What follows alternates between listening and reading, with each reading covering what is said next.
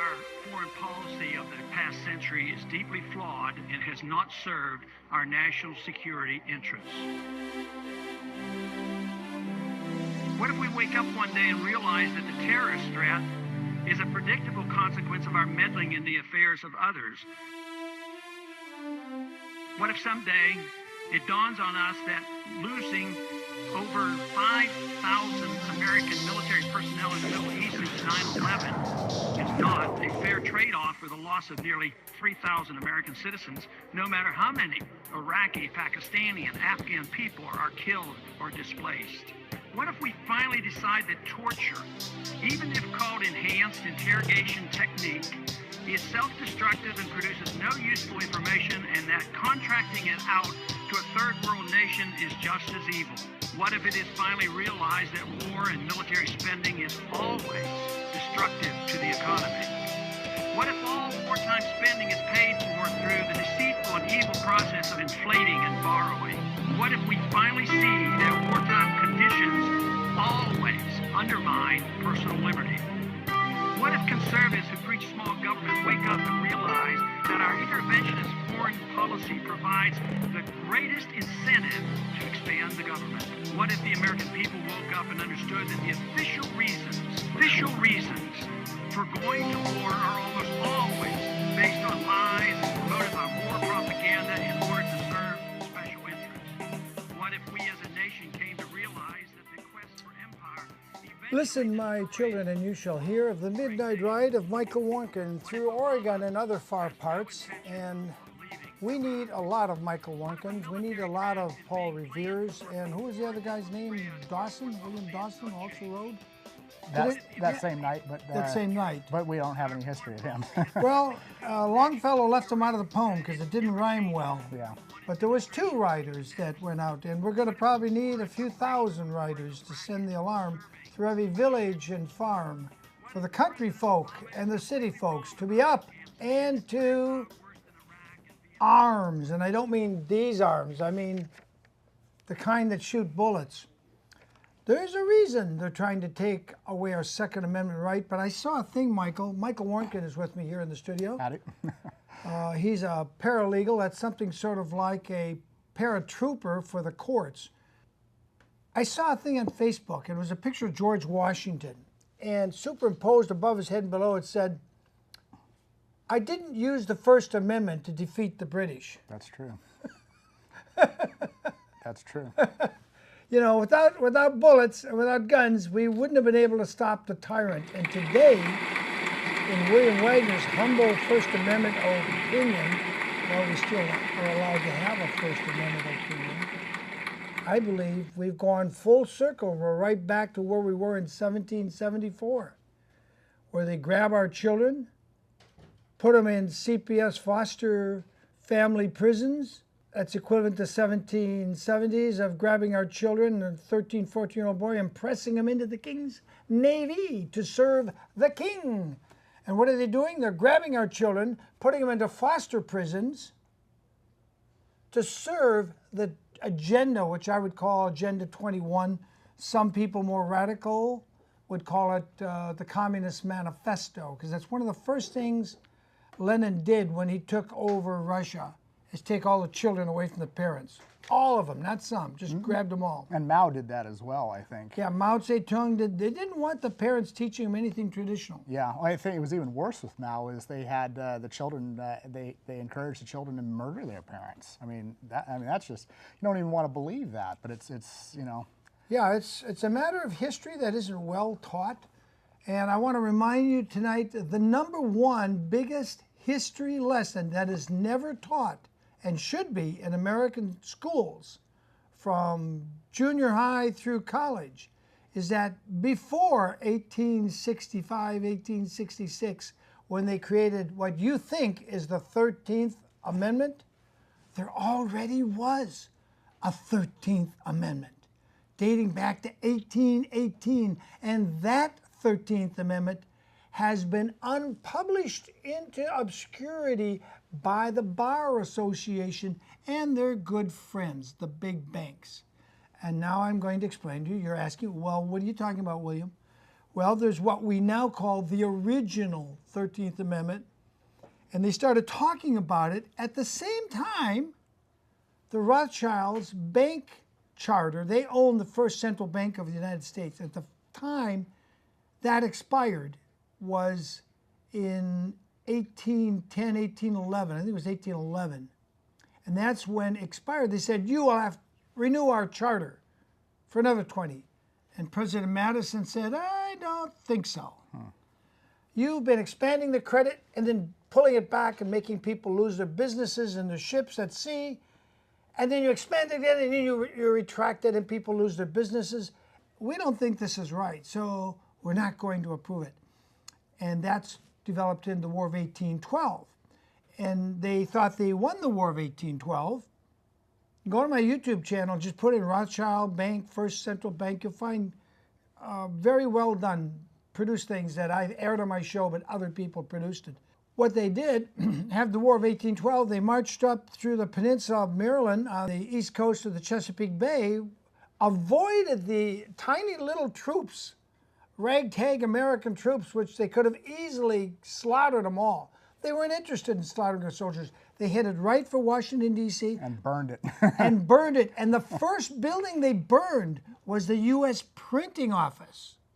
And this isn't taught in your schools. Why would they not go after Dolly Madison and President? They could have caught Dolly Madison in the White House if they'd gone straight for her. No, they went for the U.S. Printing Office. They wanted to destroy the circulars that were being printed up and circulated for the states to ratify. And to get the states to ratify it, they were sending it to all the counties in the states. So there they were printing by the old-fashioned printing press, you know, roll that thing, take out the paper, hang it to dry. They burned that thing, the whole thing. Then they went to Congress to burn their archives. And then burn the Library of Congress as well. And they had to burn the Library of Congress. And one of the last things they bothered with was the White House. They already knew. They went there. They didn't burn it. They sat down because Dolly had just had it set for supper. And they were going to have this fine supper. And the officers of the British Crown walked in, sat down, and ate President Madison and Dolly Madison's supper. All the silverware, everything was set. And then they burned it. Oh, jeez. But first they sat down, had supper, and you know, did their orders and said, yeah, I guess we pretty well destroyed this little colony. Now we'll march out and set the White House on fire.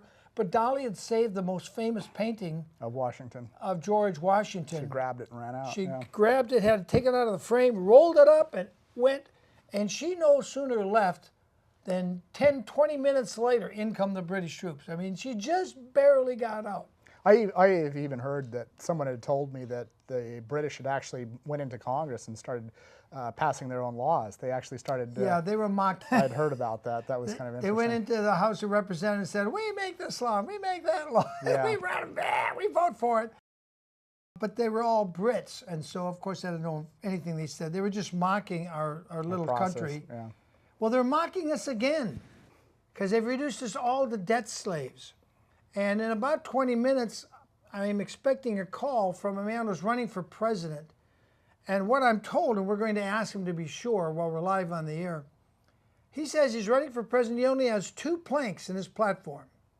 He's not going to try to fix welfare. He's not going to try to, you know, fix the international scene. He's got 2 planks. One, by executive order, take back control of the U.S. Treasury from the Federal Reserve Bank, which is a private corporation owned mostly by the Rothschild and their banker friends.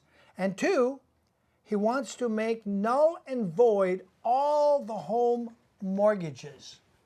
And whoever's listed at the county courthouse as the owner, even though there's a mortgage on it, you just keep your house free and clear and never have to pay the banks again. I think this will be very popular, so I hope he calls in. Meanwhile, we have Michael Warnken here, and Michael is a paralegal. It's sort of like a paratrooper. You know, they go in front of the attorneys and do the dirty work the attorneys don't bother themselves to do. Michael, you were up in the state of Washington on this case with this Mr. Smith, and he was found guilty. Did that judge, what's-her-face, the dykish-looking judge, did she have it in for him? Was she? That was a very disturbing case. he was involved sort of in selling, I guess, what I compare to GNC type products. GNC sells, non-pharmaceutical grade stuff, sort of like, I don't know, energy drinks and stuff. And anyway, the U.S. Attorney's Office made the claim that he was selling a drug. He was an unregistered seller of the drug. They brought, I think it was 4 counts on the Food and Drug Act, 1 count on conspiracy, and 1 count on smuggling. And the thing he was selling was this stuff. It was called MMS, and it was, I don't know, from what I've read, it looks like it works, which that might be the problem. It works. It actually helps people. Yeah. It gets rid of what? Diabetes? Well, no, reduces cancer. I'm not going to say. I'm not going to. You're not going to say. I can't say what the claims are because I mean whether what a claim is and whatever. But it looked like it had an effect of pushing heavy metals out of people and other things like that. So they went after him, and I don't know how many people he had as quote unquote, I guess, clients or whatever. The most interesting thing to me was for as much as that prosecutor was yelling at him and saying this is an issue of greed and awfulness, they weren't able to put a single person on the stand that was harmed. And I was reading this interesting article about Vioxx. And Vioxx, I guess, was introduced by Merck, and apparently 68,000 people were killed by this stuff. 68,000 people were killed by an FDA-approved drug by Merck. And not one person was killed. No, they not only was not by Mr. Smith's product, yeah. which he took 2 basic substances which are legal to buy yes. and mixes them. Yeah, and suddenly it becomes no, illegal. He didn't mix them. He gave them to you in the bottle. Oh, he gave them to you in the bottles for you to mix. Yeah, it was sort of implied that you mix it. So this is insanity. So 20 years. He's facing one of the counts the jury tossed out, but 35 years is what he's facing now because had all of it gone through, he would be facing 37 years. But smuggling was interesting because he was buying citric acid because it was cheaper to buy from Canada. That was my understanding. Well, gosh, if you can buy and own something that's legal to own and have, I don't know where it becomes a crime to do it. But what was really interesting was the railroading. And they actually seized 10 years worth of his emails.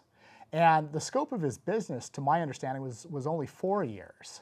So they got emails 3 years outside of when he was actually doing anything. So they wanted to be sure, maybe. It doesn't matter. I want everybody to think about this. Maybe you made a joke to somebody on an email. I wish somebody would kill that person or something like that. And it's outside of the scope of anything that they should have anything to do with. Well, they had emails 6 years outside the scope of his business. And so they were able to seize these, and the warrant didn't even allow it. But they did it anyway. And they did it anyway. 2, he showed me pretty conclusive evidence that the prosecutors had altered the evidence.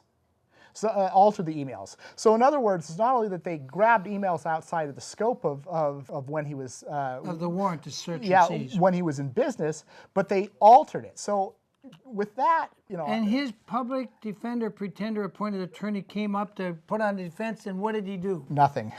That was the worst. Hello! That was the worst part. A federal public defender, and this guy, from what I've seen. A federal public defender, and he waits and waits and waits to put on the defense, and then says, defense rests. It was worse than that because it was on the Thursday.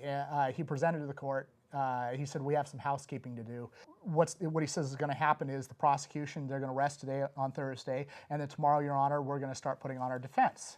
And the prosecution rolled over onto Friday, and then they rested in the morning, and then his defense attorney, who was more or less forced on him. I mean, they were upset with the fact that he was representing himself, and he did so well. I looked at his while he was defending himself. Yeah, his pleadings were excellent. I mean, extremely clear. I was looking at some of them, just really. Okay, so to the point, his defense attorney gets up there Friday and says, I got 10 witnesses? No, he gets up there and says, we're going to rest. And he didn't tell him. So the last... And he didn't tell his client, Mr. Smith. Yeah. What's his first name? Daniel Smith. Daniel Lewis Smith. Yeah. He didn't tell him, hey, I'm not going to put on any defense. We're just going to feed you to the lions. Yeah. And we're not even going to cross-examine and challenge all this bullshit they put on the court. Yeah, it was. I mean, people had lied on the stand, put false evidence. I mean, it was one of the most horrible, outrageous cases I'd ever seen. And I couldn't even stand up for the judge, and they finally threw me out of the courtroom. I was just like, and then I had a nice conversation with the U.S. attorneys, and they said, well, you're in contempt. And I said, I don't need to bend my knee for that judge. Yeah, I don't have to stand up for her. But I mean, it was outrageous. In order for a judge to be honorable, they have to behave honorable. Yes, they have to earn it. And, and based on what you told me, this judge, this dykish-looking, chubby, I looked at her background. She never should have even been appointed to the federal bench. Well, She went from a university to the federal bench. Something's wrong there. They had a circuit that had all men, and they needed a woman, and so they grabbed her. And I'm not. Well, no, I mean there's plenty. So we got to get women here. We just grab a professor and put her in a federal. There are plenty of women jurists who are certainly able. I mean, I'm certain there's a few state female judges up there that could have filled the slot. Yeah, and anyway, so I'm thoroughly unimpressed. But the scariest part that I want to infer to everybody is this is a man who was accused of doing something that was perfectly legal, helped people, and it looks like another thing. Not a single person was hurt. They flew the prosecutor in from Washington D.C. I mean, gosh, Spokane has their own U.S. attorneys. Yeah, and they didn't use any of them. They didn't use them, and this guy was, just railroaded. I mean, just went through all of his emails. They altered emails for. Used the proper word. They railroaded him. Yeah. Just like they tried to do to Michael Jackson. But Michael Jackson didn't have a public defender pretender. Oh, yeah. Well, He had Thomas Mesereau and Susan Yu, and if Mr. Smith could have afforded Thomas Mesereau, there's no doubt in my mind, Mr. Smith would be sitting here between Michael and me, giving his eye shot view, because he would have been found not guilty. Justice shouldn't be based on who can afford it. I mean, public defenders are so sad at this point in time. I was talking to one about 2 years ago in Santa Barbara, and I asked her, how many cases do you have? And she said, 200. And I was reading this other thing just recently. They said your average public defender now has like 5 minutes on a case. I mean, it's shameful and embarrassing. It is shameful, embarrassing, and shame on you, judge up there in Spokane. I'm not even going to say your name because I don't use dirty language on my show. But you know who you are. Yeah, she's pretty awful. Who is getting ready to sentence Mr. Smith. I think his case will be appealed. And it'll be reversed. And I think he will then have just cause, because I think there was contact between his public defender off the record between the judge and the public defender. And it was like, it's got to go like this, right? Wink, nod. Yeah, I got it, Judge. We'll put him away. It was interesting during the trial when the prosecution was putting on their case. The judge was doing her thing, typing here, looking around. But when the defense attorney came on, she stared at him like a hawk. You better not do anything. And you can see him when he was looking at the jury. You could see almost that he could see the peripheral on her, and it was like she was scowling at him. You better not bring up anything that might get this guy off. I mean, it was just, I mean, just so awful. Okay, we got it. It was awful. Smith is sitting in jail pending sentencing. I think for every year she sentences him, when we finally take back control of this country, that judge, you know who I'm talking about, don't you, Judge? She should be made to do twice as much time, get no pension at all, so her jail cash account goes to zero. Yeah. She should be made to pay. It's really old. I mean, I don't even really like citing the precedent, but the Code of Hammurabi, it was actually Clause 5. If a judge gave you a wrongful judgment, he would be punished 12 times what your wrongful punishment was. Oh, I like that. Yeah. I really like that. There was even another story. I mean, it was like, let's go for 12 times. I got a lot of judges we could line up for 12 times. The craziest story out of Persia was, I forget the name, Sismantes was his name, I think. It was a judge he was a wicked judge, and the king finally said enough, killed the judge, and then made him into a pillow and placed it on the chair that all other judges had to sit in thereafter. Oh my. So every judge would sit on the pillow of that judge who was wicked to be reminded if they were bad judges, this is what happens to you. And it was even better than that. I like Marabi. He was and do you know who the first person he chose as the next judge to sit? No. His son. Ooh. I bet his son toed the mark. It was just an interesting story. Well, we can't go into all of those stories right now. It's always interesting because Michael does a lot of historical research. It's always a joy to have Michael Warnken on here. His main issue is representation, and if you tuned into my show Wednesday live, that's what you saw a lot. Michael talking about representation. But we've got to move on. You've got some still pictures here. Okay. Let's bring up the first one. What's that? Okay, this has to do with the Wilbur Gaston case. The Wilbur Gaston case.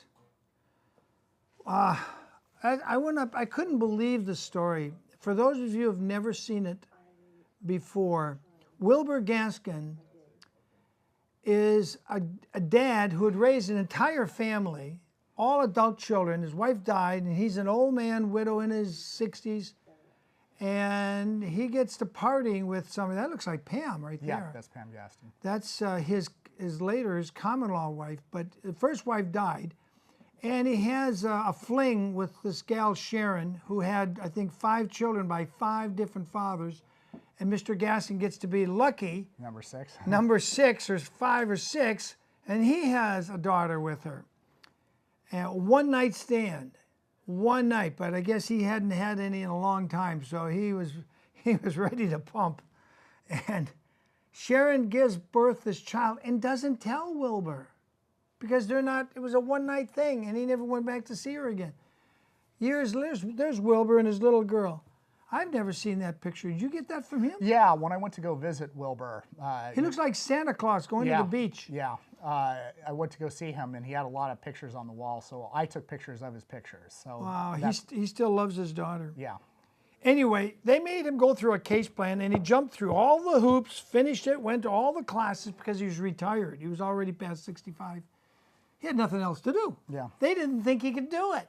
And he did it. And then he said, give me my daughter. I finished all the classes. Well, they had accused him of Well, no, that came a little later. First Okay. he said, give me my daughter. yeah. And then they said, oh, gosh, we don't want to give this old man his daughter. She's only 6.5, 7 years old.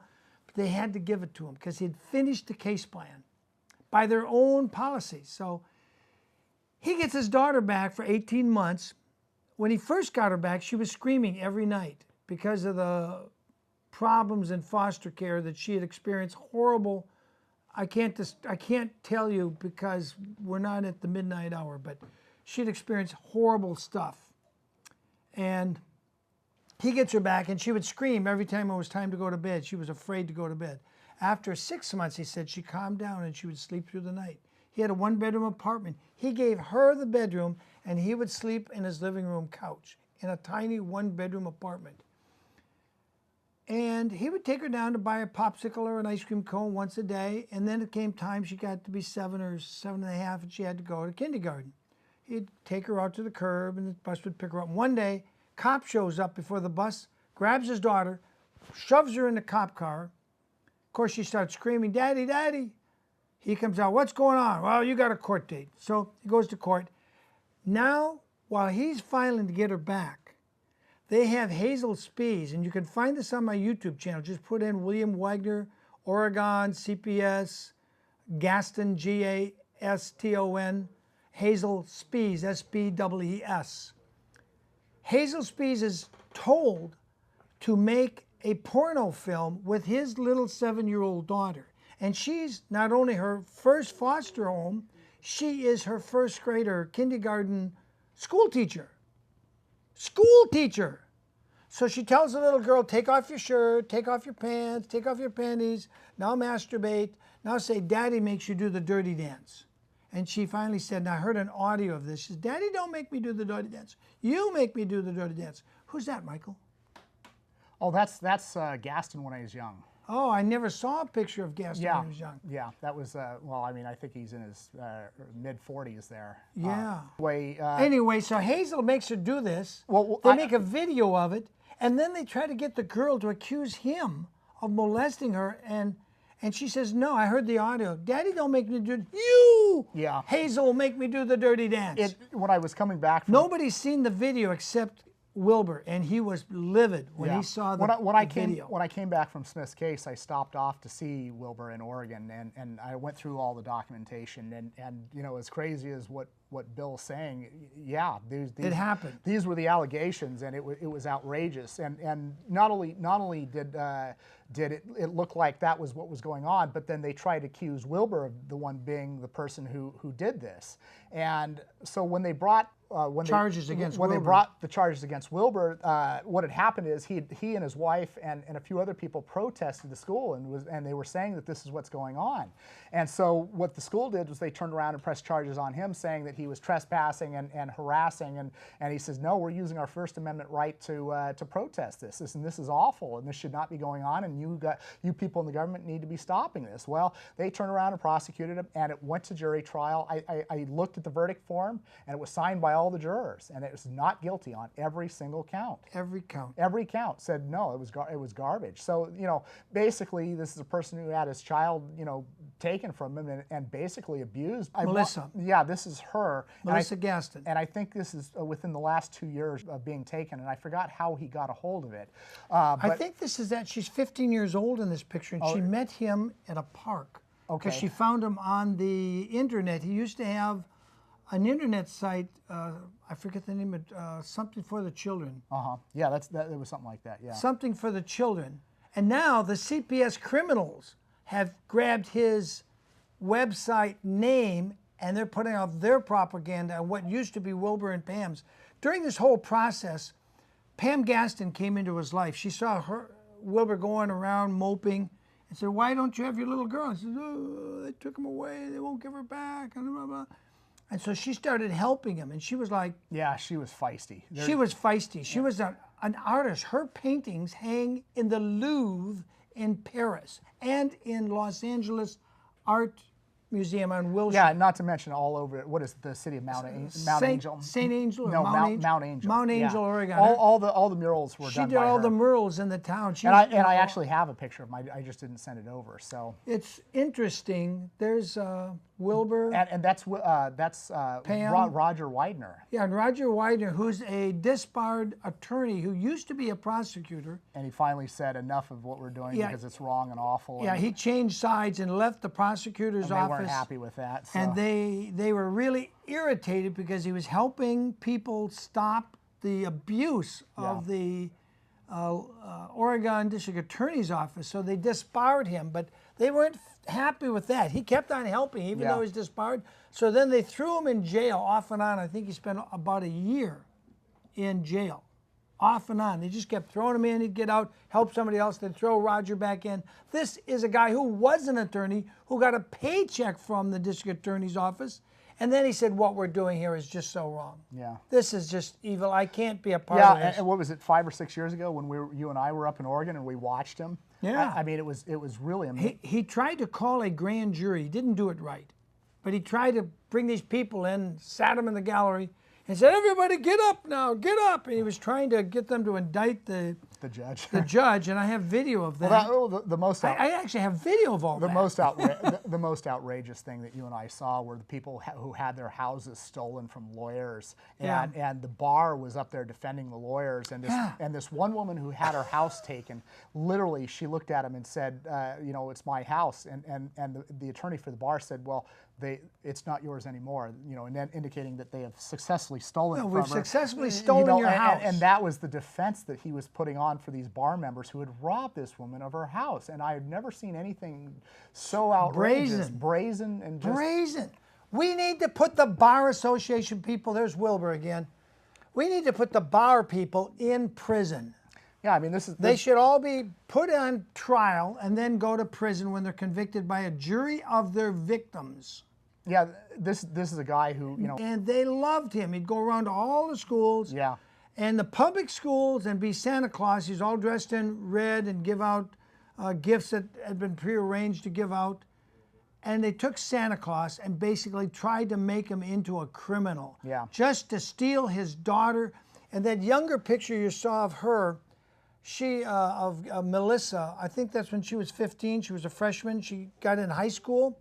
And when they found out she had met with Wilbur secretly at a park and cut school for the rest of the afternoon, they subjected her, according to the medical records I've reviewed and I got directly from Wilbur, to electroshock therapy And they took her out of high school so she couldn't tell anybody about the electroshock therapy. And she is today, I think, a 23-year-old invalid adult in the custody of what I believe to be a lesbian nurse. Now, this nurse isn't as bad as where she'd been. She had been molested and raped by dirty old heterosexual men and by dirty lesbian women. And every time she would make a big fuss, they'd just move her to another one and they'd molest her again. And they just had at her. And there's Wilbur, who he completed his case plan, and they wouldn't give it back to her. Followed the rules. He followed all their rules, did everything they said, and they wouldn't give him back his daughter because they were having too much fun with his daughter. And what I did was I went through all the documentation. There's a picture in here that'll show all the piles of paperwork. Yeah, bring that picture up of the piles of paperwork. Anyway, you found out, what about changing the public record? Well, you know, I mean, obviously people say, oh, you're crazy, don't know, but you and I both know that, you know, in a lot of courts, records get changed. We know that for a fact. And so when I looked through all the documents that he had, and I mean the documents, they had piles. He had an entire file cabinet loaded with you know, all the casework between their criminal defense all the way through. They sued them. It was interesting because at the end of the trial, they had documentation that showed that, that the state had won. But the dates didn't match when I went to the courthouse. They didn't match the docket dates. Yeah, isn't that interesting? And then there was a notice of appeal filed by the defendants, the state and all the CPS and everything else. That won. And they won at the appellate court. So why, Mike, why would they appeal if they won? Yeah, you don't appeal a case if you win, and it didn't say you win in part and lose in part, in which they had something to appeal. No, they won outright at the trial 100%, case. according to the records. But everybody that I've talked to said, who was there, said that they had won, that Wilbur had won, that Wilbur and Pam had won. And they won a $500 million default judgment, and they were starting to collect on it at the time they murdered Pamela. Well, she died right around then, and the circumstances around her dying were really questionable. And all of a sudden, one of the places he was in burned, and then he got flooded out of another place and then burned again. So a lot of the documents that they had were disappeared, and the courthouse also had a fire where his documents were. Isn't this interesting? And so all this is what happens when the bar decides who's judge and the bar decides who's your public defender. Yeah, this is what happens. You know, again, the state as defendants win, and then they file a notice of appeal, and then they win. And so what I think happened was Gaston won, and they couldn't have any of the records because the records got into all the gory details. So what they did was they just destroyed them, and then they got an appellate court, you know, at a later date, past the point when you have a certain window after you lose in which you can appeal. And I think it was outside that time, and they just got the appellate court to say whatever they needed him to say. And the gentleman, it was funny because the gentleman actually from who was behind the desk actually was from went to school in Santa Barbara, so it was nice talking to him. But yeah, you know, I mean, he wasn't part of it, but I mean, obviously when you bring up these records, they're not consistent. The dates don't match the docket numbers. All of a sudden, you know, they win, and then they have a notice of appeal, and they win at the appeal, and yet there's no reason to appeal if you win. In fact, you can't appeal if you win. You can't. The appellate court will say it doesn't have jurisdiction for the person who wins. If you win outright, the appellate court has nothing to do with it. They'll say, I'm sorry. But the appellate court issues a decision. And then not only that, just for good measure, they strike him for $5,000. They say Gaston owes $5,000, and the compounded interest at this point in time would be about $20,000, and which they've never tried to collect on. So I'm really disappointed with what I saw both in Spokane, Washington, with regards in review of Wilbur Gaston, which, you know, it's just a giant railroad. The idea that there are checks and balances, or the idea that we can have a fair trial, you know, in Gaston's case, they got a fair trial, you know, in both instances. The jury said garbage, you know. Gaston won. And wrote it out and said, no, not guilty, on each and every last one. Each juror had their own verdict form, and they signed. Then on the other side, a lot of the documents were waterlogged, you know, and a lot of them were burned. So whatever record he had himself of the, you know, it's gone. The courthouse records are gone and burned. You know, and the videotape for the trial is gone. Yeah. But I got a copy from someone who bought it way back before they realized how damaging it was to the state of Oregon. Yeah, and they file. And that's on YouTube, and they're really not happy about that. Yeah, well, I don't know. I don't know how. Because it's indicting of the entire Oh state. yeah, I don't know how you can turn around and reverse the thing, but at this point in time. Well, I think, we need, special grand juries. We need a new president. We need a real change in government. Donald Trump is not a change, and this, what's his name, socialist, what's his name, Bernie? Oh, Bernie Sanders. He's not a real change. They're just more of the same. Yeah. So, hello, is this Ted? Hello. Hello, William Wagner. Ted Visner here from Michigan. Yeah, Ted, we're live on television, right? Anyway, I think we're ready, Ted. Okay. So, Ted, I interviewed you a month ago. Isn't it interesting? It's just about exactly a month ago. Yeah, it was. You were here in Michigan. We were at my place there in Blanchard, and we had a good night. Had some pork chops on the grill, if I remember right. I think we did. And it's I think the only time I ate meat that whole week, but they were really good. So we were talking about, you got to put in a PIN number there, 93845. This is what you get with live TV, so. Yeah, I mean, this is really live, people. Oh, that's good. We're on live in Santa Maria, and now it's being picked up by this talk show thing here. So, Ted, since I left you as de jure sheriff that you declared yourself to be after you ran for sheriff and you believe they cheated you out of the election, correct? That's correct. And since then, about a week ago on Thursday morning, you left home earlier than you had announced you were going to leave and drove into, what was it, Maxwell's Restaurant? Maxfield's Restaurant, yep, in Blanchard, Michigan. In Blanchard, Michigan. Actually left about a half hour earlier than scheduled so that I could make a few phone calls before a meeting we had here for the... And nobody stopped you on your way into Blanchard's? No, in fact, I didn't even pass another vehicle on that trip. And so you got in there, you're at the restaurant. What happened? Well, the meeting hadn't started yet. I was still in the parking lot. I was out of my vehicle making some phone calls and giving people directions on how to get to Maxfield that wanted to participate in the meeting. Standing in the parking lot when all these Isabella County sheriff's cars pulled in. I lost count at one point, but I think it was over 7 of them flooded the parking lot. And at that time, there was only two cars in the parking lot, other than all the police vehicles. Wow. So they came into the. I was on the phone, so I was standing there, much like I am right now, talking on the phone. And they swarmed in, driving fast, and all the doors were open.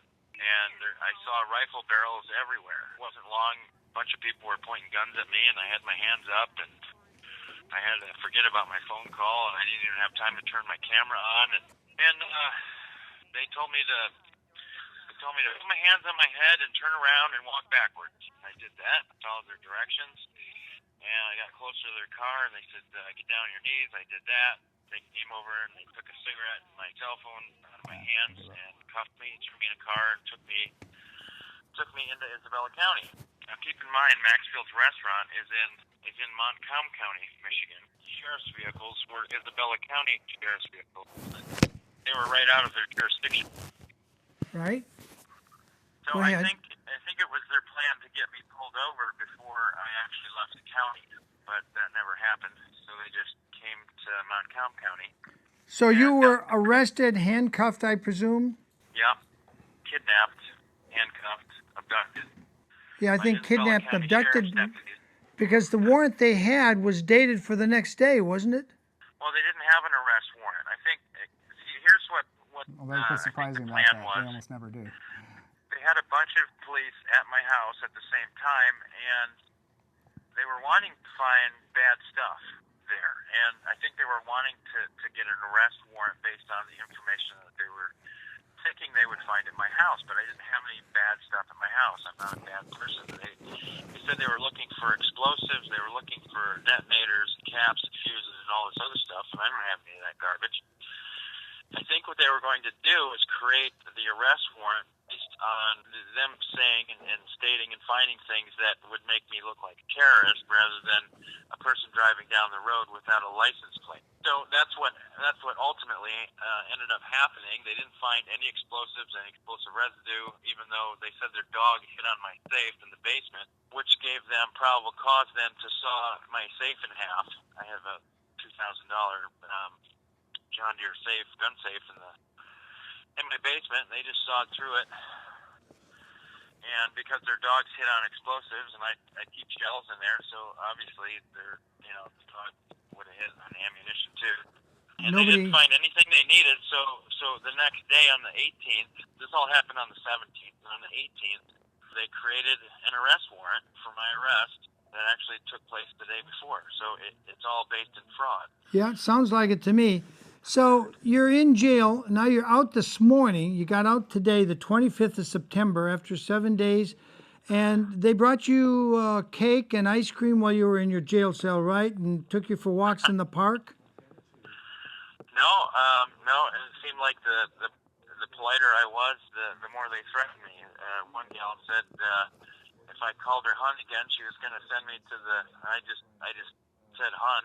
I said thanks, Hun, because she brought us a mop bucket to muck out our stall there.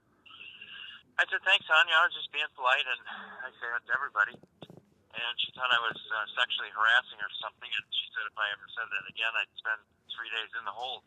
I was like, holy cow! Gee, I'm sorry. So it was quite an experience.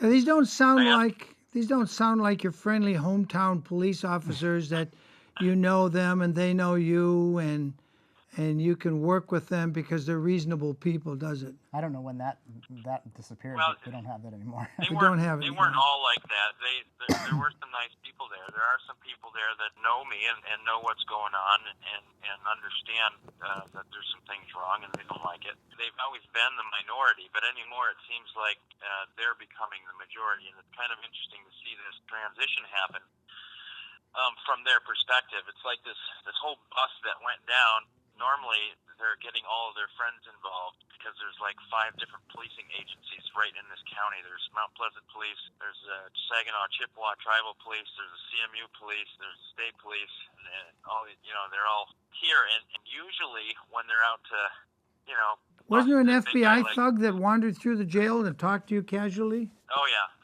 Yeah, but let me finish this one point here. Okay. Normally, these policing agencies are all working together, kind of like a show of solidarity. Well, it seems like anymore that Isabella County is completely on its own. Like they're recognizing that Isabella County has created the mess, and they're all saying, "You made this bed, sleep in it." And that's kind of what it's looking like to me and to a lot of other people. That's why at the big showdown at the restaurant, there was only Isabella County Police. They didn't even have a Montcalm County Police there. So it looks to me like they're getting shunned by the other law enforcement people in the community here. Well, yeah, they created a cluster F, and the other police departments don't want to be sued, so they're just going to back away because they know a lawsuit's coming. But Yeah. did they perchance know that you were holding meetings to reinvigorate the true Michigan militia? Oh yeah, in fact they were joking about it while they were putting cuffs on me. Saying, "Well, you're not going to have your meeting today, ha ha ha." And it was funny because there were some people starting to show up at that point, and they said, "You can arrest us all. We're still going to have meetings, and they're only going to get bigger. They're only going to get better." Well, good for those guys that showed up and went ahead with the meeting. Yeah. So you're in court one day after you're arrested, and I heard you announce to the judge you're going to run for president? Well, I have to.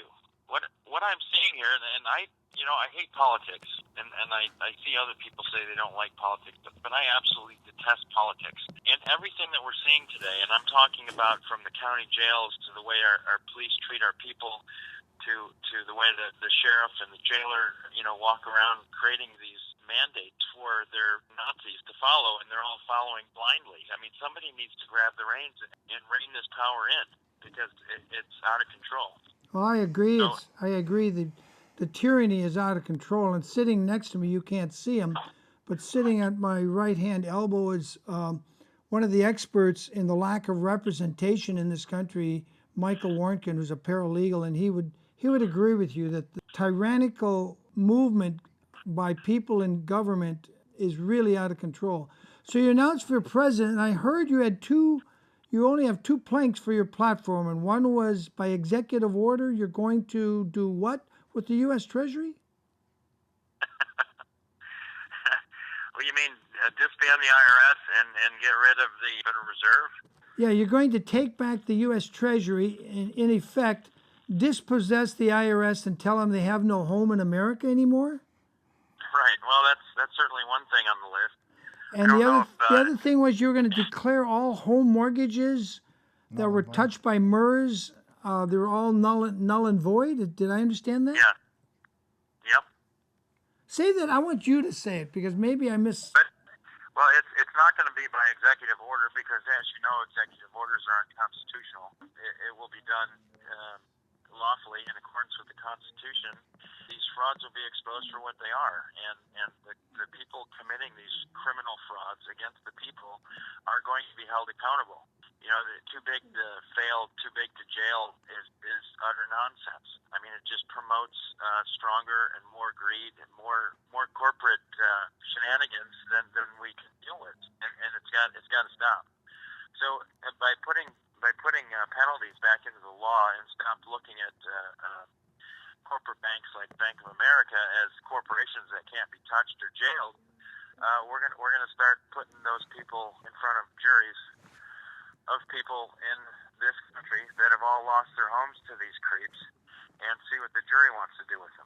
So, Michael's got a question here. Can you hear Michael Warnken? Go ahead, Michael. Yeah, it sounds kind of ambitious, though, to be running for president from your position. Is that realistic, or do you want to just get the message out that you think that the banks have too much power? There's a question in that. I guess running for president is ambitious. Running for sheriff was ambitious. Learning the law was ambitious. I mean, building my business for the last 24 years was ambitious. So yeah, I would say that it is ambitious. Do I think I'm out of my league?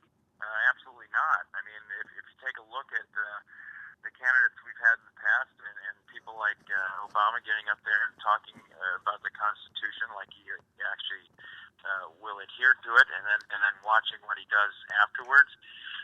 We've got a bunch of empty promises here, and that's what our political systems become. We need people that make promises and stick with promises, and if that's ambitious, then I'm ambitious. But I do believe that, you know, my father gave me a country where a handshake would seal a deal, and if you try and operate in any capacity today, with trying to do it that way, you're 10 times out of 10 you're going to find trouble. Yeah, my father was the same. He taught me that if I shake hands on it, that's the deal right there. That was the contract. That was the contract. When you shook hands, there was a meeting of the minds before you shook hands, and the shaking of hands was sealing the deal, and you had to live up to your word. That's what my father taught me as well, and I didn't see my father much because he was out in the Great Lakes as a Great Lakes sea captain working most of the year. I only saw him 2 months out of the year. But I want you to state again clearly, what are your two planks for running for president, the two things that you're standing on? Well, the getting rid of and making known in every state the fact that MERS has been operating in fraud, and it's not acceptable. And subsequently, every mortgage that's been affected or touched by MERS is going to be cast out as fraud. As null and void. I think in legal language we'd call it null and void, right? Well, I think it'd be important to explain to people what MERS was. Shouldn't we explain? I mean, MERS stands for Mortgage Electronic Registration Systems Incorporated.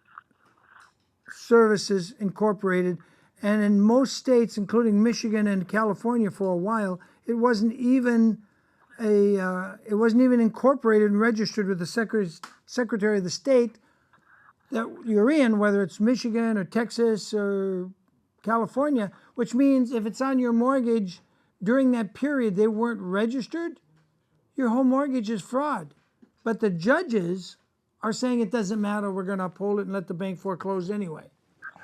And this is a major, major issue. And I see judge after judge just kneeling down on their knees and bowing to the banks and making illegal foreclosure rulings. And in checking some of the judges, I find that they have stocks in bonds, investments in Bank of America and U.S. Bank and Wells Fargo Bank. And they're not recusing themselves. And they're not recusing themselves when they hear these cases. And the worst case is some of these judges have taken all their stocks and bonds in the banks and put it into a trust.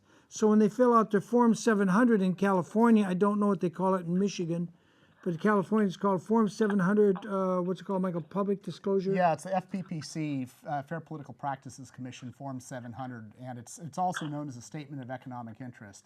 Anytime that you're in a position of power in the government, you have to fill this out. It shows your assets, what you have, what you own, your interests in certain things for those people who appear in front of you to know whether or not there's a conflict of whether or not you should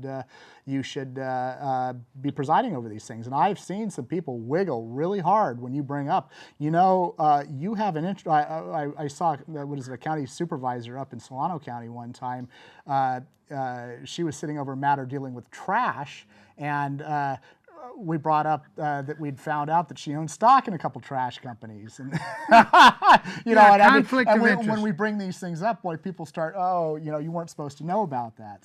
So to make it, I want to be very clear so I don't misrepresent you, Ted Visner. Your training is as a general contractor, right? You have a license, or you did have a license at one time. Yes. As a general contractor, and you spent 20-some years building buildings, correct? Correct. That's correct, yep. You were building this huge 8,000 square foot place out there in the wilderness of Isabella County as a battered women and children shelter, correct?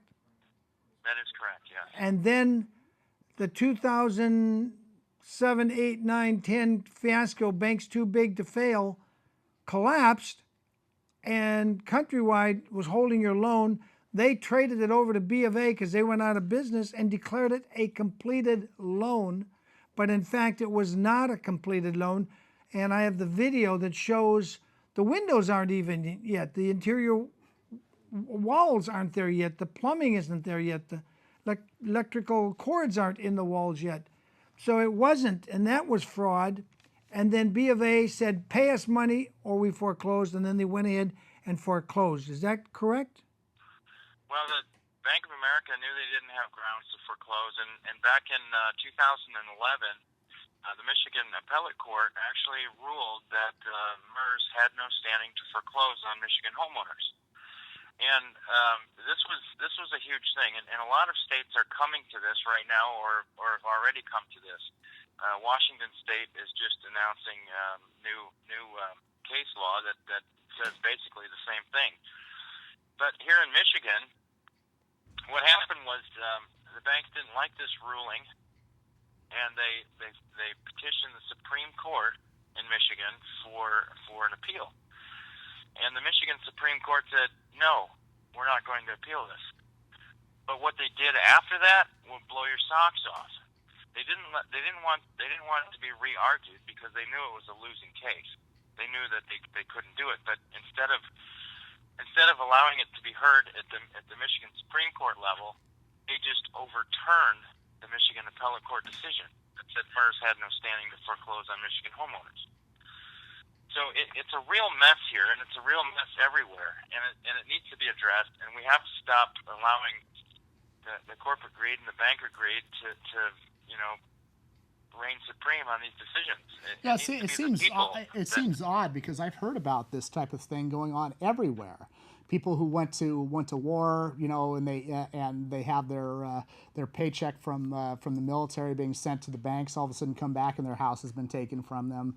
People all over the place who've been paying a mortgage for a long time, all of a sudden the bank makes this weird demand, cough up, and then they don't, and so they start fighting. They start going through the procedure to take them. When I was up in Washington, I met this one lawyer and his paralegal, and I was talking to him, and they had cases where they were negotiating with banks, and they said the whole process at this point in time has become a railroad as well, where the banks basically get to decide whether or not they even want to negotiate with you, and it's getting so bad that that they went that the banks were able to go to the legislature and change the law and say, if you win your case against the banks, you can't win attorney's fees.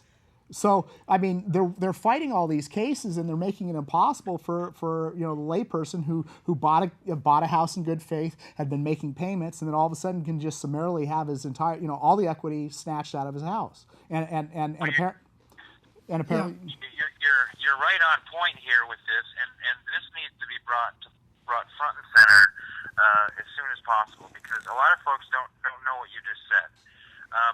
A lot of people would not understand what Michael just said. Well, I didn't mean to make it unclear. But no, it's not that it's unclear. It's just that when we start talking about some of the minute details about what the legislature's doing to help the banks, we're starting picking into these little details, and it gets cloudy for a lot of folks. I don't want it to go there really either, but it is very important that we try and clarify that, because we need to make a prima facie case out of that, because that's exactly what they're doing.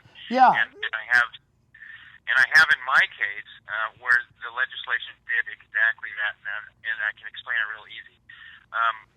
Back before the MERS decision, Bank of America was going to foreclose, and then they thought better of it, but they actually filed a notice in the paper that they were going to have a sheriff's sale, and they listed the redemption period at 12 months. Okay, when they did this again here this last November, they were running up to the statute of limitations to foreclose on my property, period. They ran it again, and they were able to do it with a 6-month redemption period because the legislators had changed the So you have a mortgage, which is different than what we have in California, which we have trust deeds, and a mortgage allows you, after you go in default, to bring it current within a year. Right. Yes. Right. Whereas in California, they just take your house. Okay. Well, that's yeah, in California, they claim the right, though there's a lot of dispute about this, Ted. They claim the right because the trustee can be taken. It's different than a mortgage. In 90 days plus, I think 31 days, about 121 days, they can take your house. But there's a Seventh Amendment that says nothing can be taken from you until you have a jury trial of your peers. And there's this case of Cruden versus Neal, which somebody brought to my attention. It's a 1796 case out of Raleigh, North Carolina, where they said the jury is supposed to be made up of your neighbors that know you, not total strangers. And that never happens in today's so-called jury trials. Well, they not only that, I found case law in California where, not just case law, but statutes, that if they were going to use eminent domain, you had to have a jury. It's not just that the government could make this thing happen. They had to, those juries get in the way of these things. Juries get in the way and won't let the tyrants in government do what they want. Everybody. Yeah. Especially those who are members of the British Accreditation Registry, otherwise known as the Bar. Ted, I want to be clear about this. So you have only 2 planks, and it's 1, make null and void all the mortgages that show any MERS appearing on it anywhere, any place, at any time. Yes.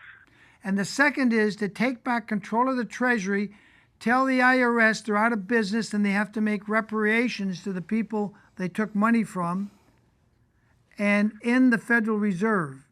Do I understand you correct? So those are your 2 planks. Take back the Treasury and make null and void. So the people in the house, what if it's a renter in the house? Well, the renters don't have anything to do with MERS, but if they're renting from a family or a couple or a man and woman or anybody, so the landlord would get the house free and clear. No, the renters don't. What you're talking about, people. Yeah, but other people watching won't know it. Okay. There's a lot of renters out there. But you're saying people who buy their house should be giving up their house free and clear. Yeah, but I can see where if the landlord gets the rental house back free and clear, he then could afford and probably would have to lower the rent because everybody else would be lowering the rent. So the renters would benefit as well. Absolutely. Okay. I just wanted to be clear on this. Now, I have another question. Who is your campaign chairman, or do you have one yet? I don't have one yet. That's it. That's going to be This a is big real job. important, Ted. This is a really If you're going to be important running question. a real campaign, that's You need somebody with experience that's been down this presidential campaign road before. Do you have a phone number people should call if they want to help you? Because already I've gotten calls and messages on the computer from people that want to help you. Is there a phone number they could call? Yes, I answer my phone whenever I'm awake. My number is area code 989 989 954 2814. 2814. Did I repeat it correctly? well, you Yes, might, you did. I didn't hear you. yes, you did. You had it. You might need to get a GoFundMe site for this also. Yeah, I would suggest start with a GoFundMe site, and I would look at some not disenfranchised, but disheartened ex-libertarians, ex-American Party, Constitutional Party people that have been down this road, because there's 50 different nations in this nation, and most of them have a slightly different procedure from getting on the ballot. So if you're serious and you want to get on the ballot, you actually need 50 state chairmans. Yeah, I think it's probably more realistic to run for a local He office. did. He ran for sheriff, and they didn't count the votes, which he claims they didn't count them or right. frankly, push for more representation. Each House member in Michigan has about 100,000 people. You've got some of the most horrible representation in the United States. I mean, that's He's a big, experiencing that, Michael. yeah. But I never discussed that issue, and he hasn't looked at my videos where I interviewed you. I suggest, Ted, you and anybody who wants to help you, go look at the William Wagner YouTube channel and review the YouTubes. The tag word would be Warnken 1, Warnken 2, Warnken 3, Warnken 4, Warnken 5 On representation. on representation, and it's spelled WARNKEN. Yeah, the only thing I'm critical is that everybody who wants to change things, let's run for president, and even the president will find himself. I mean, JFK found himself in a very interesting situation when he tried to do something similar to what you were talking about 52 years ago. So, They killed him. yeah, I mean the bigger The big banks, what's his name, Murchison of Big Oil. It's now proven that Hoover and his vice president, LBJ, Lyndon Baines Johnson, also known as Lion Lyndon, and CIA operative, who's still alive, George Herbert Walker Bush, were all in a conspiracy with the banks to kill Kennedy. And that's what you're doing. You're taking on the people, the shadow government. So I suggest you pick up some bodyguards from the Bundy Ranch Rebellion on your way, and look over your shoulder, because these people, play to win. they play to win. They're not going to fear me, and that's okay. And but I'm going to do what I'm going to do. And Okay, I know you are. But didn't I warn you not to run for president a month ago? Yeah, presidents. Wait, let him answer. Didn't I warn you? you did. Okay, and you're going to do it anyway. So my suggestion, if you're going to go ahead, you need 50 state chairmen that have some experience and know what they're doing, and you better start looking, because And you got to start raising money like you got to crazy. start raising money like crazy. But I think, just the promise to give everybody their home free and clear and put the Federal Reserve out of business, you'd have to do what Kennedy did. You'd have to print debt-free money from the U.S. Treasury Issue silver certificates. and or issue silver certificates again, and issue silver money and gold money again. You'd have to. Have you thought about that? No, absolutely. That's what needs to be done, and that's what should have been done, and that's what would have been done if JFK would have been allowed to continue with this program, and we would be in a completely different country today if he hadn't been killed. Yeah. Yeah, if they hadn't murdered him, we would. we still gotta be brave. We still gotta want the right things for our country, even if it puts us in danger. And we have to stop seeing people run and hide because what they have to say isn't necessarily charts or what everybody wants to hear. We have to start caring about our country enough where we're putting our lives and our livelihood and like our founding fathers did on the line, because that's how important it is. Stephen, can we bring up Ted's phone number if people want to help him? Can we put that in the lower corner there, opposite on second thought? There it is. If you want to help Ted Visner, whose experience of over 20 years as a construction worker and now having to learn the law, that's the number to call. Direct to Ted and tell him what your experience is and what you're willing to do. Don't promise things you can't fulfill. That's his number. Ted, I want to thank you very much for calling in. I know it's almost midnight back there in Isabella County, Michigan, where you are. Thank you very much for staying up late. Great. Thanks for having me on, William. I appreciate it. Anything else you want to say? I know I have one more question. People ask me, why were you in jail? Because I put it out on Facebook, you got out of jail today. And they all think you were in there for some horrendous crime. What was your crime? Exercising your right to travel? Yeah. My crime was driving without a license plate on my vehicle. Yeah. And for that, I was looking at 180 days in jail. My bond with this Isabella County dictatorship that's going on here in this local community was set initially at $206,000. Wow. $206,000. Well, at my arraignment, they made it. You needed Charlie Sprinkle. We got to dig Charlie Sprinkle up out of the grave, because Charlie Sprinkle would make them run and hide. I've seen Charlie stuff, and I've actually presented Charlie stuff to the state of Michigan. And our courts here in Michigan are so completely arbitrary and capricious right now that it doesn't matter how right you are. In fact, the more right you are, the more wrong you'll look in court. Michael Warkin's agreeing with you on that, and he's a paralegal. That's hilarious. I know. And anybody that's run this gamut through the court with the solid, rock-solid case and just watch what goes on, you sit there dumbfounded because, my kids understand this stuff, but I'm looking at a judge with, all these appointments and blah, blah, blah, blah, and he's just saying things that it's completely nonsensical. Yeah. So we got to get our courts back, and that would be a third plank.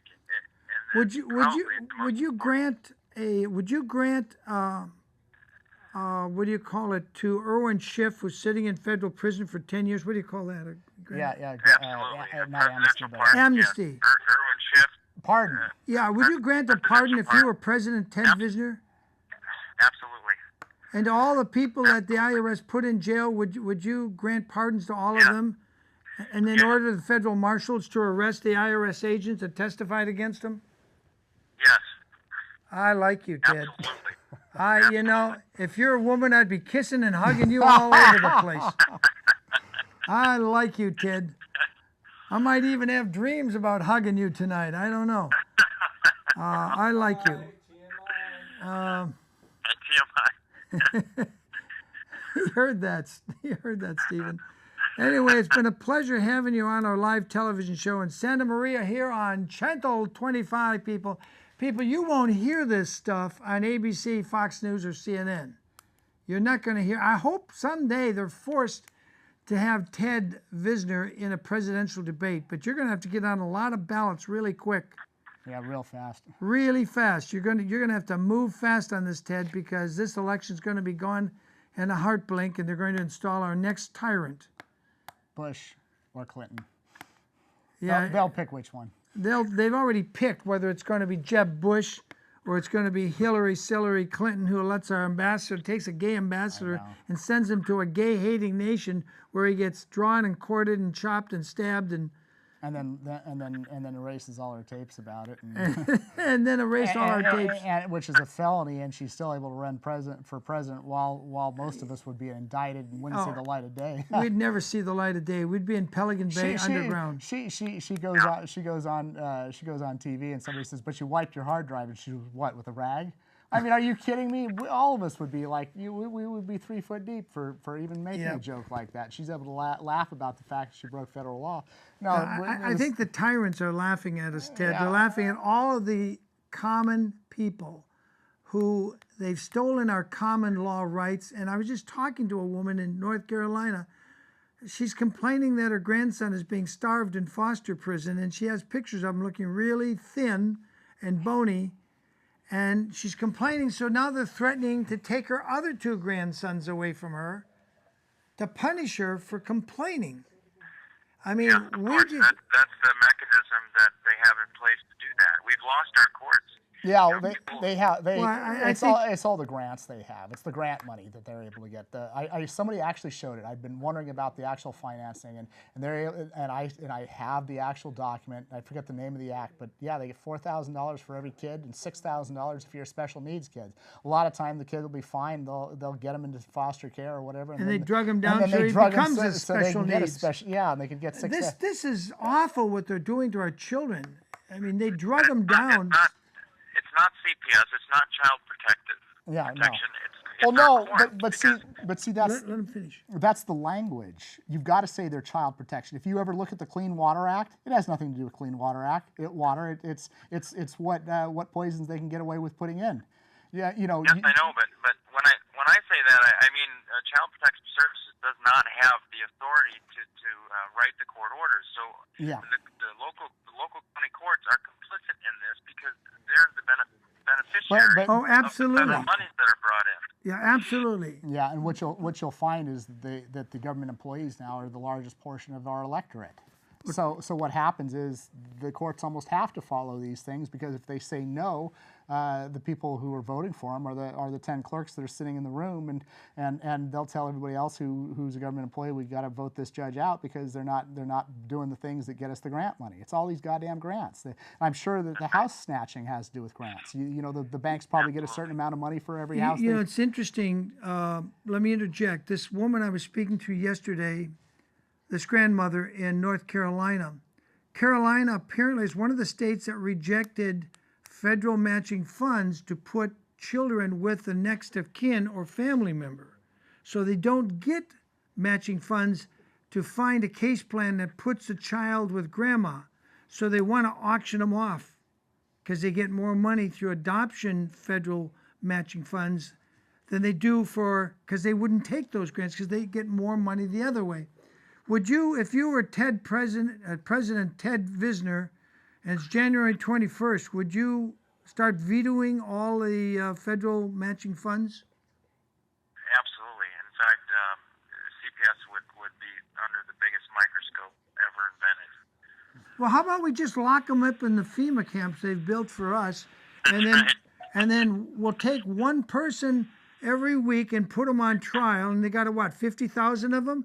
It'll take us a few decades to get them all on trial, but meanwhile, we'll keep them in FEMA re-education camps. I mean, I'm sorry. All right. I'm going overboard, Well, listen, Ted. we've got 15 minutes. So Yeah, we haven't talked about Bill Windsor yet. Yeah, so we better get. We got to go. Ted, thank you so much, and please stop in California and do a show live with us when you get here. Absolutely. Thank you so much for extending that invite, and I'll make that happen. Okay. Have a good All night. right, thanks for having me on. You too. Bye-bye. Okay, good night, guys. Bye. Okay, good night. Okay, people, we just hung up. That was Ted in Isabella County, Michigan, running for president. God, you know, if he got a the comedian that had Ron Paul on? What's his name? Can't think of him. Colbert. Colbert, yeah. If he got on Colbert's show, Yeah, but that's such. I think he would win.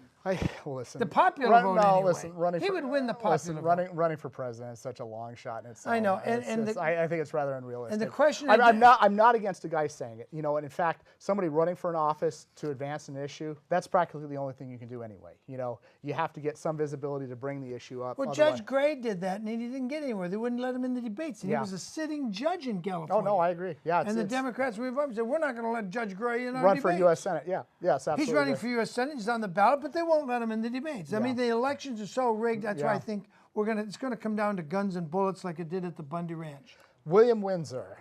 William Windsor, sitting in jail. Well, no, he's not in jail. No, William Windsor's been doing a TV show a lot like what you do, except he went to all 50 states and he got thousands upon thousands of people to. He didn't go to all 50. He didn't go to Hawaii. He and went to Alaska. 49 out of the 50. He went to one of the two. I don't remember which. Anyway, William Windsor went to 49 out of our 50 states, collected information from various people being railroaded by state agencies, child protective services, by judges, and he collected and got a dossier of a massive amount of corruption.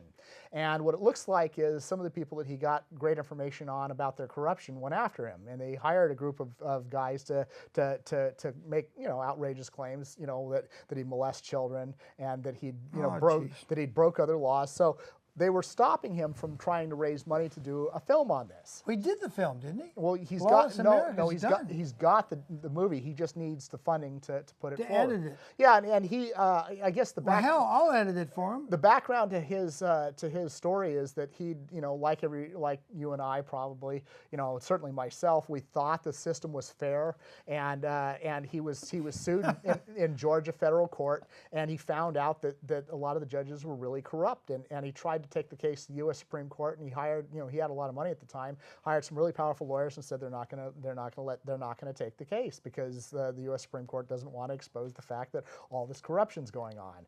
And so he'd lost a heck of a lot of money out of that, and he was just flabbergasted about how awful it was. He thought America was all the principles that we... You know what, Michael? I tried to tell him this Oh, in well, 2011. fine. I was in Georgia Yeah, but calling him on the phone. But you're saying, one of a lot of "Pick up the people. phone." So what he did was I he am went one of a around lot and of- he yeah. collected a lot of videotape. And what I'm saying is, right now in Montana, they've got a case. Somebody broke into his Twitter account and named some guy named Sean Bushy and said that he did something wrong, and it wasn't Bill Windsor doing it. But even if he did, it's the First Amendment. First Amendment. Yeah, so they've got. So they're trying to put him They've in got prison for seven, how long? was it 7 or 8? I don't know how long it is, and he's not really sure either. But seven or eight hokey, trumped up bullcrap charges, and they've named the guy, and so the prosecutors, I guess he filed 5 or 6 motions to dismiss, and the prosecutors had to tinker together some. People, this is what they did in Nazi Germany. In Nazi Germany, they did this. Yeah, I mean They would have these trumped up trials, Yeah. and you knew as a kangaroo court, you knew you were going to be convicted. Yeah. And after a while, the Nazis didn't even bother to film it. Yeah.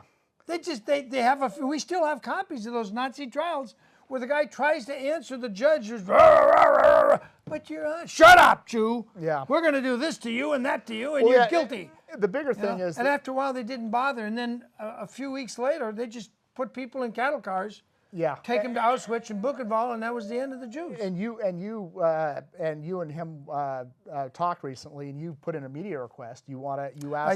You asked to videotape it. I got to admit, it's a pretty powerful request that you got in there. I put in I think it was 12 or 13 or 14 page media request to the federal court. No, it's a state trial court.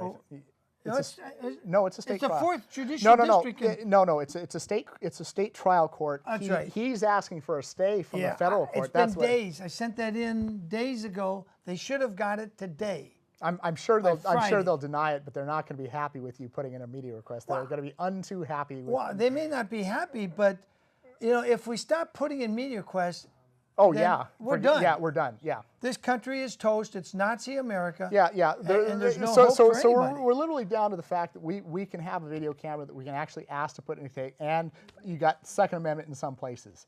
Barring that, there's not much. I mean, the government pretty much does what they want to do when they want to do it. Yeah, But the bigger thing is, Bill has his webpage, lawlessamerica.com. He's on. LawlessAmerica.com. And he's got Facebook, and they've done everything they could to shut his videos down. And there are people that I know that were in crazy situations, and because he put his video camera, like you put your camera in cases, and those are the few things that made them stop doing the monkey business. I still remember that. There was a Fresno case or the Kern County case that we went to. They had those 3 judges and that female prosecutor who was not. And she was said, and we're alleging that they're guilty of Penal Code 1497.392 subsection B as in boy, Hyphen, yeah, ZZ. and you've got your videotape in there, and the cop is looking at you, and he says you may not videotape any other case other than this one, and it's just, because God knows you might get something. I might catch something You might else. catch something else on tape. And that just happened again in Orange County, California. The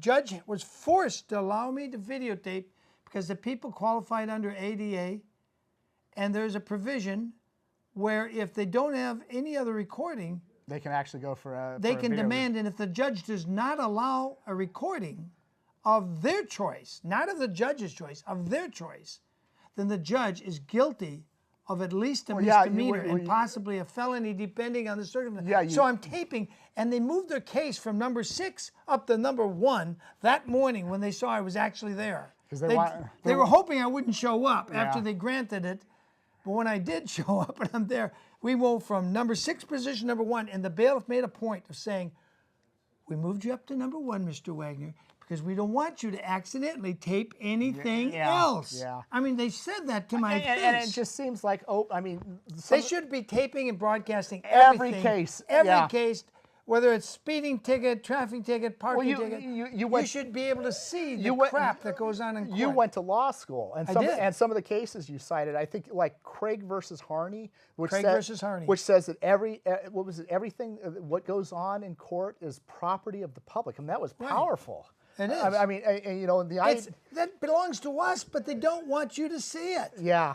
I mean, And I know most of you hate to go into court if you've got legal abuse syndrome because you've been dragged through the system, which a lot of people have. You don't want to go to court. But I urge you, go to court anyway.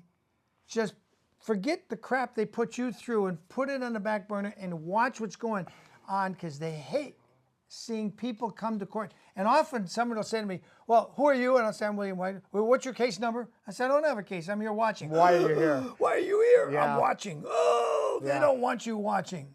Yeah, it's I had a judge in Arkansas not very long ago tell me I had no right to watch the case. there's a U.S. He actually said, you have no right to be in here. I decide what happens in this courtroom. And I said, excuse me. Yeah. But would you really like to take that to the Supreme Court? And the judge said, bailiff, take him out in the hall and read him my rules. The bailiff took me out in the hall, said, here's the rules, Mr. Wagner, read the rules. I said, okay, I see him, I read them. Now I'm going back in. He said, I'm going to arrest you if you go back in. The bailiff's telling me, I'm going to arrest you. And I said, well, I'm going back in, and if you arrest me, we're going to go to the U.S. Supreme Court. If I can't even watch, there was no children involved in this case. Yeah. There was no salacious stuff.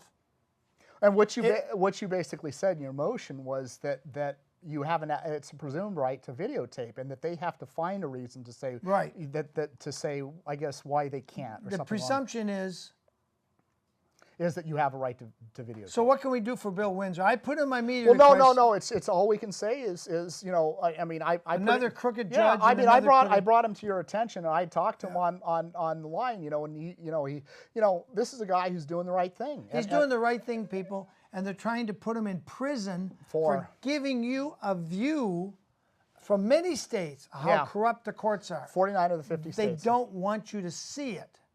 And I think you all need to buy Lawless America if it's available anymore. Well, no, I don't think there's a video ad on it.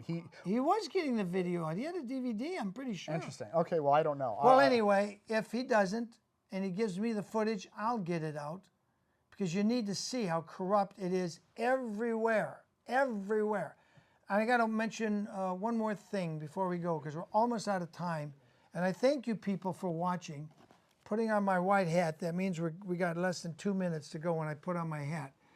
But he doesn't get a white hat. He's not a good guy. He just goes in there and sticks it to people. But I like Michael Warnken.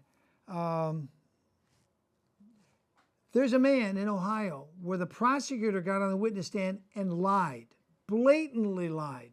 Then he got a witness on the stand and they blatantly lied to corroborate the prosecutor who was blatantly lying, okay?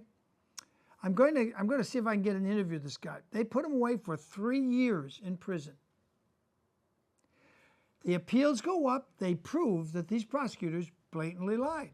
The appeals court gets him out of jail. He files a lawsuit. And this just went down less than 30 days ago. I think the deadline is the 28th or the 29th of this month. They have, to that day, I'm not sure about the exact date, the 3-judge panel gave the state of Ohio 30 days to pay him $700,000 for his 3 years in prison wrongfully because of blatant felony perjury by members of the bar and others. So that's it, people. And if they don't pay him, they said you got to pay him treble damages, 2.1 million. So I think they'll pay the 700,000. And then they argued with the judges. The state doesn't have it, and they said, "Oh, let's talk about the bonds." And they said, "Okay, done. That's it. We're going out. Bye-bye, people. Thanks for watching."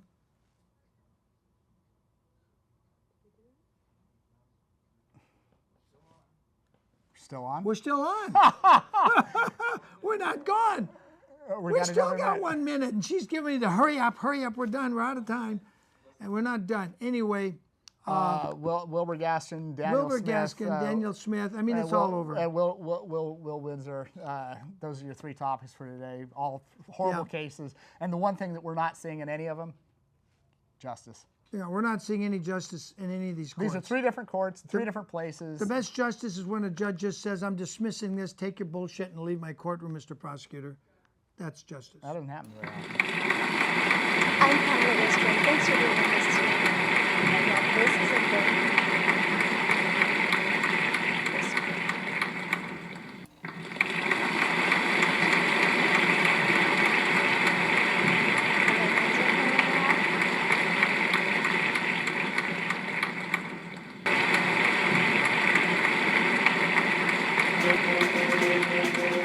Thank you.